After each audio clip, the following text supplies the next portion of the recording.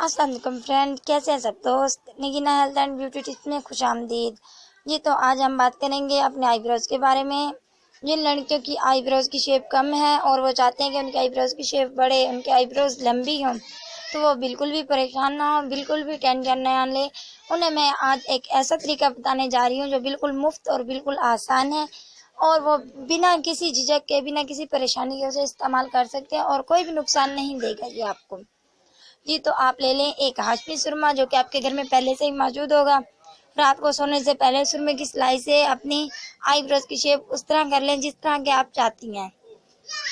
एक हफ्ता डेली करती रहें, डेली आईब्रोज की शेप बनाती रहें। एक हफ्ते के मुसलसल इस्तेमाल से आपके बाल वहाँ उग जाएंगे जहाँ नहीं थे और आप चाहती थी कि वहाँ हों, आपकी आईब्रोज की शेप लंबी हो।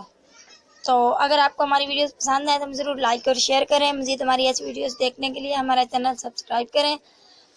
तब तक के लिए अल्लाह हाफिज़। जल्दी नई वीडियो के साथ हाजिर होंगे। खुदा हाफिज़।